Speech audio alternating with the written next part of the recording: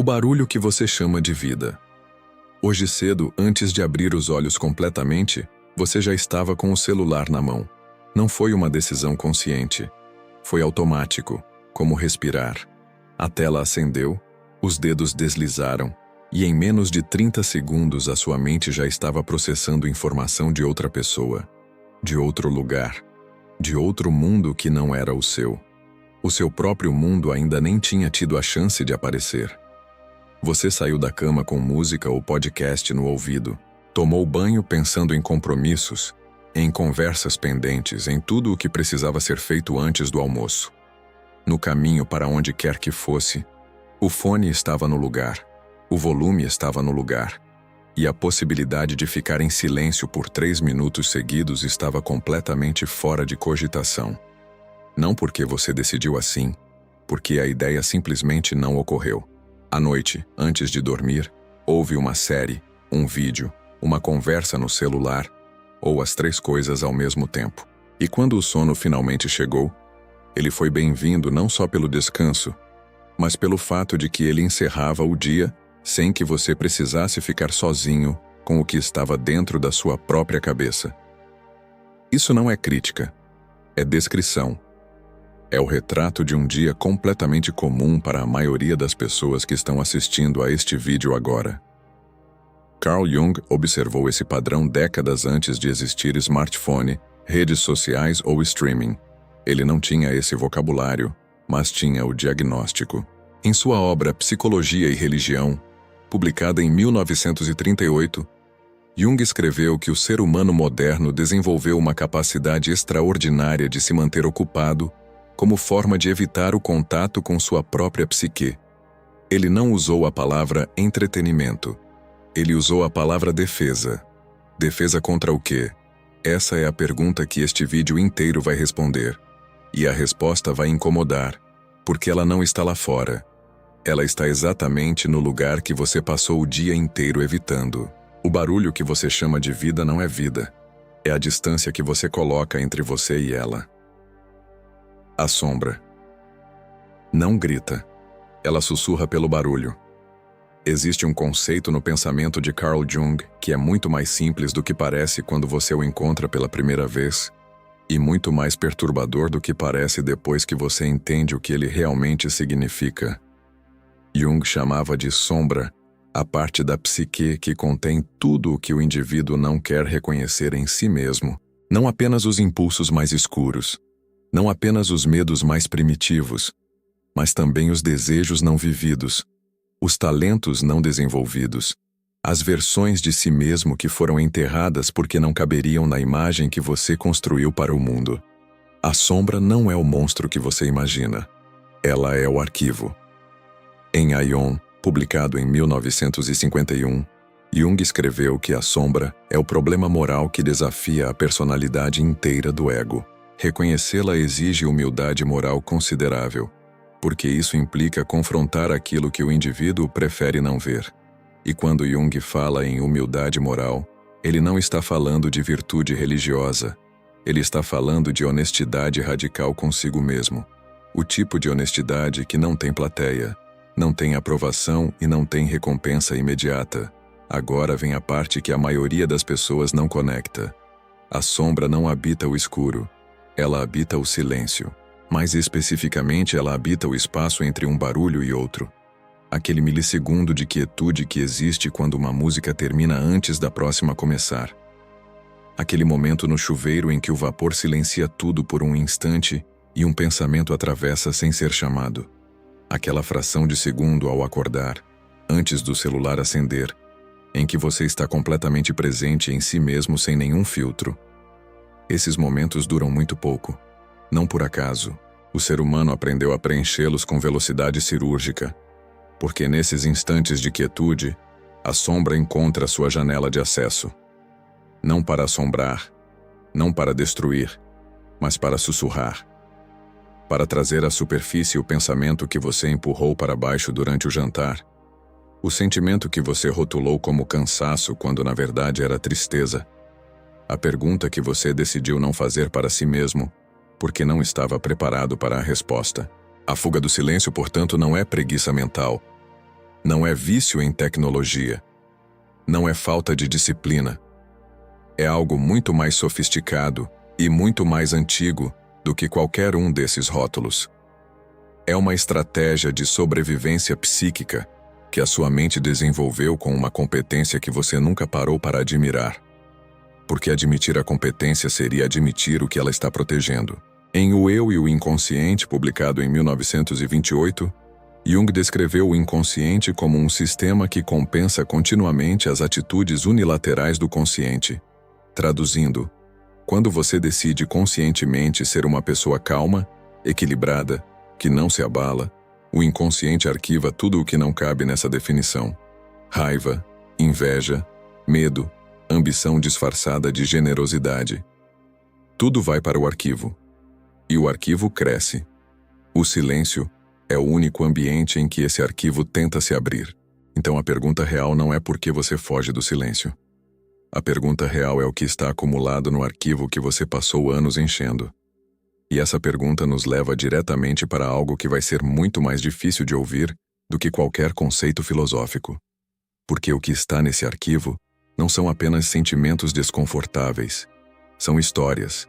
São narrativas completas, com personagens, com lógica interna, com começo, meio e conclusão. Histórias que você construiu sobre quem você é, e essas histórias têm um problema grave. As 3 mentiras que só existem no barulho. Nenhum ser humano acorda de manhã e decide mentir para si mesmo. A autoenganação não funciona assim. Ela não tem o drama de uma escolha consciente. Ela opera nos bastidores, nas premissas que você nunca questiona porque nunca precisou questioná-las. Porque o barulho constante nunca deixou o silêncio chegar perto o suficiente para revelar que eram premissas e não verdades. Jung não usou a palavra mentira nesse contexto. Ele usou a palavra identificação.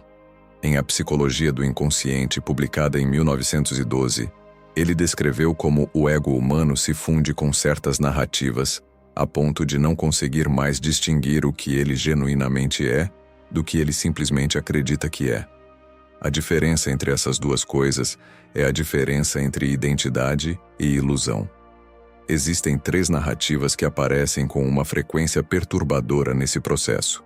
3 formas específicas de autoenganação que o barulho protege com eficiência e que o silêncio expõe sem misericórdia.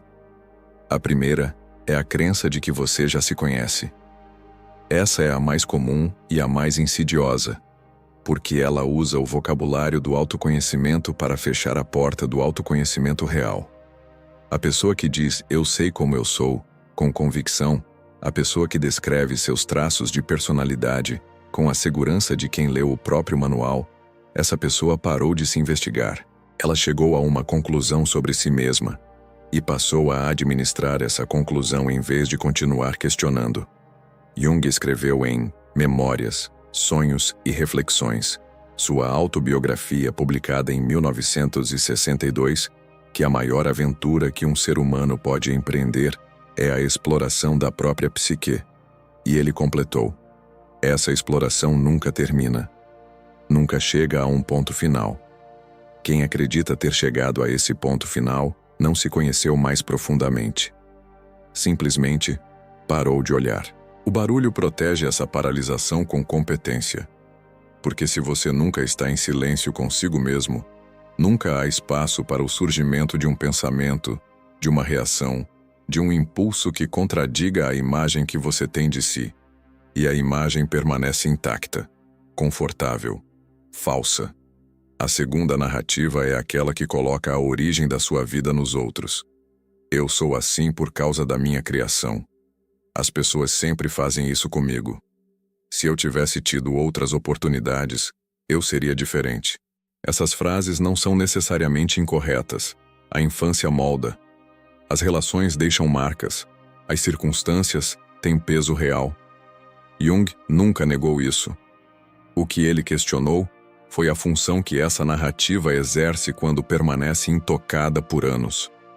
Em Contribuições à Psicologia Analítica, publicado em 1928, Jung introduziu o conceito de projeção como um mecanismo pelo qual o indivíduo atribui ao mundo externo o que na verdade pertence ao seu mundo interno. Quando você está constantemente ocupado, constantemente estimulado, constantemente processando o que está fora de você, essa projeção nunca precisa ser examinada. O mundo lá fora é rico o suficiente em culpados, em explicações, em razões para que a sua história faça sentido sem que você precise abrir o arquivo. No silêncio, essa narrativa começa a rachar. Não violentamente, silenciosamente. Uma dúvida aqui, uma inconsistência ali, a percepção incômoda de que algumas das situações que você descreve como coisas que acontecem com você são situações que você, de formas muito específicas, contribuiu para criar. Isso não é culpa, é autoria. E reconhecer autoria é muito mais difícil do que reconhecer culpa, porque a culpa ancora no passado e a autoria exige presença no presente. A terceira narrativa é a mais silenciosa de todas, e por isso a mais protegida. É a crença de que você está bem. Não está sendo dito que você não está bem no sentido clínico. Está sendo apontado algo mais sutil. A distância entre o "eu estou bem" que você diz para si mesmo e o estado real que existe por baixo dessa declaração. A quantidade de vezes que você respondeu tudo certo para a pergunta de um amigo e não estava mentindo exatamente, porque no vocabulário que você usa internamente, tudo certo significa que você está funcionando, que está cumprindo as obrigações, que não entrou em colapso, mas funcionamento não é saúde. Obrigação cumprida não é satisfação. A ausência de colapso não é bem-estar. Jung escreveu em A Natureza da Psique, coletânea publicada em 1954, que a psique tem uma capacidade notável de compensar desequilíbrios internos por períodos muito longos, mantendo o funcionamento superficial intacto, enquanto o desequilíbrio se aprofunda nas camadas mais fundas. Em outras palavras, você pode estar muito bem em crise por muito tempo sem perceber, porque o barulho exterior e a agenda cheia funcionam como anestesia. O silêncio retira a anestesia. E é exatamente por isso que as 3 mentiras só existem no barulho, porque elas precisam do barulho para sobreviver. No silêncio, sem o fluxo constante de estímulo externo para alimentá-las, elas começam a ser examinadas pela única faculdade que tem autoridade real sobre elas, a sua própria percepção honesta de si mesmo. Mas antes de chegar até essa percepção, existe um obstáculo que Jung considerava o mais sofisticado de todos. Um mecanismo que não está na sombra, não está no inconsciente profundo, mas opera na superfície com uma elegância que o torna quase invisível. E ele tem um nome. Porque sua mente é brilhante em se enganar. A maioria das pessoas, quando ouve falar de máscara social, pensa imediatamente na versão profissional de si mesma. O sorriso na reunião quando o ambiente está tenso. A paciência encenada com um colega difícil. A postura de quem tem tudo sob controle, numa situação onde não tem nada sob controle. Isso é a persona na sua forma mais óbvia. E Jung descreveu esse mecanismo em O Eu e o Inconsciente com clareza suficiente para que qualquer pessoa possa reconhecê-lo. Mas existe uma camada da persona que Jung considerava muito mais difícil de detectar, porque ela não opera para o mundo externo. Ela opera para você mesmo. É a máscara que você usa quando está completamente sozinho. Pense nisso por um momento. Quando você está sozinho, sem nenhuma plateia, sem nenhuma expectativa social a cumprir, você ainda está performando. Você ainda está contando uma história para si mesmo sobre quem você é, o que está sentindo e por que está agindo de determinada forma. Essa narrativa interna é contínua, automática e, na maior parte do tempo, completamente acrítica. Em O Desenvolvimento da Personalidade, publicado em 1954, Jung descreveu o que ele chamava de teatro privado da consciência, o espaço interno onde o ego ensena para si mesmo as versões dos acontecimentos que são mais toleráveis, mais coerentes com a autoimagem estabelecida. mais compatíveis com a narrativa que o indivíduo construiu sobre sua própria história.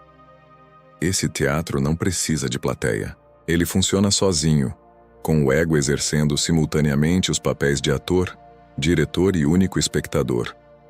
O barulho é o que mantém esse teatro em cartaz sem interrupção. Porque quando há estímulo externo constante, a narrativa interna não precisa se defender. Ela simplesmente coexiste com o ruído, absorve elementos externos que a confirmam e descarta o que a contradiz. O algoritmo da sua mente funciona exatamente como o algoritmo das redes sociais. Ele prioriza o conteúdo que confirma o que você já acredita e filtra o que poderia questionar. Jung foi mais direto do que qualquer plataforma digital seria capaz de ser. Em Psicologia e Alquimia, publicado em 1944, ele escreveu que o ego é por natureza conservador. Sua função primária não é a busca da verdade, é a preservação da coerência. E para preservar coerência, o ego é capaz de distorcer percepções, reinterpretar memórias e construir racionalizações de uma sofisticação que seria admirável se não fosse tão cara. Cara em que sentido? No sentido de que cada racionalização que protege a persona interna é construída com energia psíquica que poderia estar sendo usada para algo radicalmente mais útil. O processo que Jung chamou de individuação. A individuação é o movimento em direção a tornar-se quem você genuinamente é, distinto de tudo que foi imposto, introjetado ou assumido por conformidade. É o processo de desmontar a persona, não para ficar sem identidade, mas para descobrir qual identidade existe por baixo de todas as camadas que foram colocadas sobre ela. Esse processo não é confortável. Jung nunca disse que seria. Em Psicologia e Religião, ele escreveu que a individuação exige que o indivíduo enfrente aquelas coisas em si mesmo que ele menos quer ver. E acrescentou algo que define com precisão o que este vídeo inteiro está descrevendo. O primeiro passo desse enfrentamento é aprender a tolerar o próprio silêncio. Não meditar. Não praticar mindfulness. Não seguir um protocolo. Simplesmente tolerar o silêncio sem a necessidade compulsiva de preenchê-lo.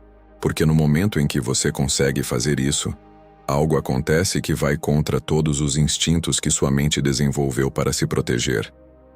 A persona interna começa a ter que se justificar. E descobrir que ela não consegue se justificar tão bem quanto parecia é o momento mais importante e mais aterrorizante que você vai experienciar nesse processo.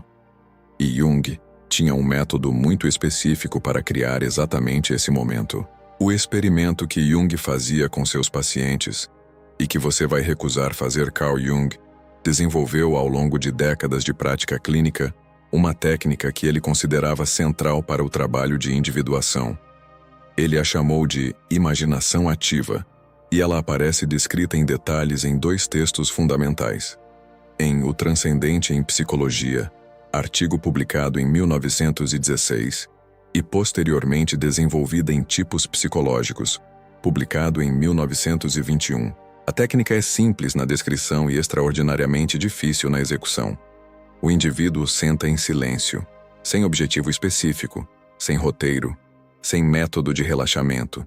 Simplesmente senta e observa o que emerge da psique, sem tentar controlar, sem tentar analisar durante o processo, sem tentar transformar o que surge em algo mais palatável ou mais coerente com a autoimagem estabelecida. O ego permanece presente como observador, mas renuncia temporariamente ao papel de diretor do teatro interno. Jung descreveu nos diários que embasaram o Livro Vermelho, publicado póstumamente em 2009, a experiência que ele próprio teve ao praticar essa técnica durante o período mais difícil de sua vida, entre 1913 e 1917, após a ruptura com Sigmund Freud. Ele sentou em silêncio, repetidamente, e permitiu que imagens, vozes e figuras emergissem do inconsciente sem interferir. O resultado foi aterrorizante, desorientador e, por sua própria avaliação, o período mais fértil e transformador de toda a sua vida intelectual e pessoal. A maioria das pessoas que lê sobre a imaginação ativa tem a mesma reação. Parece interessante. Parece sofisticado. Parece algo que vale tentar. E então não tenta. Não por falta de tempo. Não por falta de interesse intelectual, mas porque sentar em silêncio real, sem objetivo, sem método, sem a estrutura de um aplicativo de meditação dizendo o que fazer a cada 30 segundos, é uma das experiências mais desconfortáveis que um ser humano acostumado ao barulho constante pode ter. Nos primeiros minutos, a mente entra em um estado que se parece muito com ansiedade. A necessidade de fazer algo, de checar algo, de pensar em alguma coisa produtiva, se torna quase física. Esse desconforto não é fraqueza. É o sinal mais claro possível de que a sombra tem material acumulado suficiente para criar pressão, quando a saída habitual, o barulho, é retirada. Jung descreveu esse fenômeno em A Prática da Psicoterapia, publicada em 1954, como a resistência natural do ego a qualquer processo que ameace sua estrutura estabelecida. O ego não resiste ao inconsciente porque o inconsciente é perigoso. Ele resiste porque o inconsciente é verdadeiro. E verdade não curada é sempre mais ameaçadora do que ilusão confortável. Você está assistindo a este vídeo agora, e uma parte da sua mente já está calculando o próximo estímulo. Já está pensando em qual vídeo vai assistir depois, em qual mensagem vai responder, em qual tarefa vai executar. Essa parte da sua mente não é inimiga. É o ego fazendo o que o ego faz, mantendo a estrutura, preservando a coerência, garantindo que o arquivo da sombra não seja aberto sem aviso. Mas o arquivo vai ser aberto de qualquer forma. A única diferença é se você escolhe quando e como, ou se espera até que ele seja aberto por uma circunstância que você não controlou. Uma crise, uma perda, um momento de colapso que a vida entrega sem agenda e sem anestesia. Jung foi absolutamente claro sobre esse ponto em O Homem e Seus Símbolos, publicado em 1964, o único livro que ele escreveu explicitamente para o público geral. O inconsciente que não é integrado conscientemente aparece na vida do indivíduo como destino. O que você recusa a examinar em silêncio, a vida apresenta em forma de evento. Isso não é misticismo. É psicologia. E é exatamente aqui que o silêncio para de ser apenas um desconforto e se torna algo com uma função muito mais precisa e muito mais valiosa do que qualquer coisa que o barulho já foi capaz de oferecer. O silêncio não cura. Ele revela. E isso é mais valioso. É preciso ser direto sobre algo que este vídeo não está prometendo. O silêncio não resolve nada. Ele não cura traumas, não desfaz padrões, não transforma automaticamente quem você é. Qualquer conteúdo que prometa isso está vendendo uma versão romantizada de um processo que Jung descreveu como longo, não linear e frequentemente doloroso. A individuação não é uma revelação seguida de paz. É uma série de revelações seguidas de trabalho. O que o silêncio faz, e o que o torna insubstituível nesse processo, é revelar. Existe uma diferença fundamental entre curar e revelar. E essa diferença é exatamente o que a maioria das pessoas não quer ouvir. Curar é o destino. Revelar é o diagnóstico. E nenhum médico, nenhum terapeuta, nenhum processo de transformação genuíno começa pelo destino. Começa pelo diagnóstico. Começa pela disposição de olhar para o que está acontecendo antes de decidir o que fazer a respeito. Jung escreveu em A Estrutura e a Dinâmica da Psique, publicada em 1960, que a consciência é o instrumento pelo qual a psique se conhece. Mas a consciência só pode funcionar como instrumento se houver silêncio suficiente para que ela opere sem interferência. Em um ambiente de barulho constante, a consciência está sempre processando o que está fora. No silêncio, ela pode finalmente processar o que está dentro. O que ela encontra quando faz isso varia de pessoa para pessoa, mas há padrões. Há pensamentos que estavam sendo empurrados para baixo repetidamente até se tornarem automáticos. Há sentimentos que foram rotulados incorretamente. Raiva chamada de cansaço, medo chamado de prudência, solidão chamada de independência.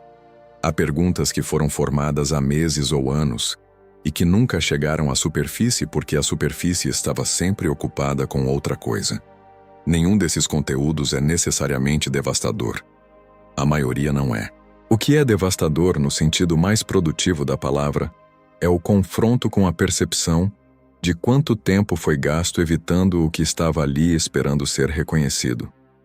Em O Segredo da Flor Dourada, trabalho que Jung comentou em parceria com Richard Wilhelm, publicado em 1929, ele descreveu o processo de voltar a atenção para o interior não como uma retirada do mundo, mas como uma forma de habitá-lo com mais presença e mais integridade.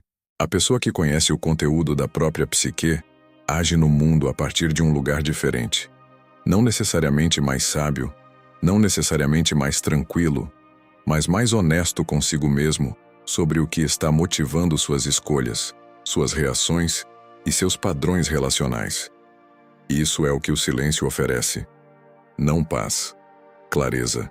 E clareza, quando você está habituado ao barulho, quando está habituado a tomar decisões com base em narrativas que nunca foram examinadas, quando está habituado a reagir a partir de padrões que foram instalados décadas atrás e nunca foram questionados. Clareza é o bem mais raro e mais valioso que existe.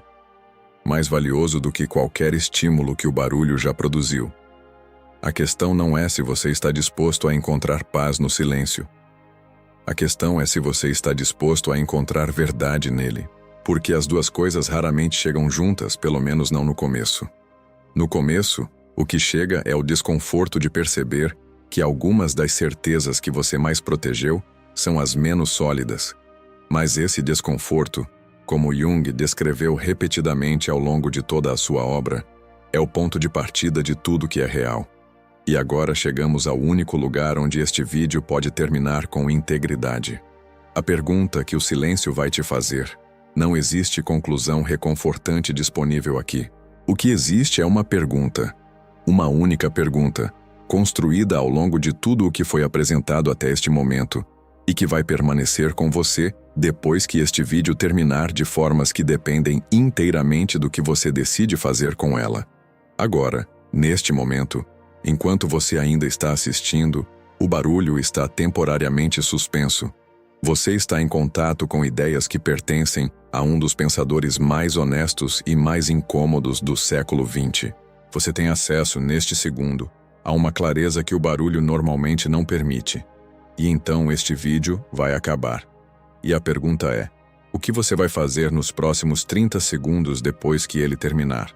Não nos próximos 30 dias. Não nas próximas semanas de práticas sustentadas e mudanças de hábito.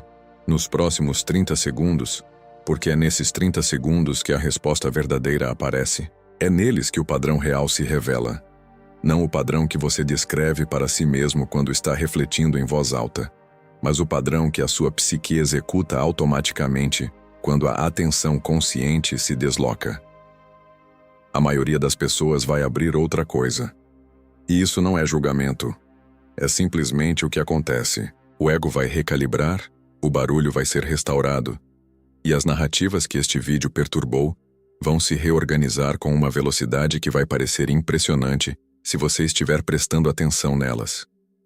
Algumas pessoas vão ficar em silêncio por alguns minutos. Não porque decidiram transformar sua vida, porque simplesmente vão deixar o vídeo terminar sem imediatamente substituí-lo por outro estímulo. E nesses poucos minutos, alguma coisa vai emergir.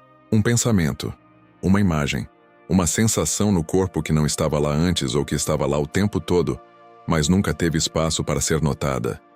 Jung escreveu em Memórias, Sonhos e Reflexões que a vida que não é examinada é, na linguagem do inconsciente, uma vida que ainda não começou de verdade. Não começou porque a matéria-prima da existência genuína, o contato honesto com o que está dentro de você, ainda não foi acessada. Então a pergunta que o silêncio vai te fazer não é espiritual e não é filosófica. É muito mais simples e muito mais difícil do que qualquer uma dessas categorias. Se você parasse agora, sem música, sem próximo vídeo, sem nenhuma distração e ficasse em silêncio por 5 minutos, o que apareceria primeiro? Um pensamento que você vem adiando? Uma emoção que você nomeou incorretamente? Uma percepção sobre si mesmo que você sentiu, mas recusou examinar? Uma pergunta sobre sua vida que ficou sem resposta porque você nunca se permitiu formulá-la completamente? Seja lá o que for, Jung diria que não é coincidência. É exatamente o que está esperando por você no único lugar onde você ainda não procurou. Se este vídeo chegou até você, ele chegou por alguma razão que só o silêncio vai revelar. O resto é com você.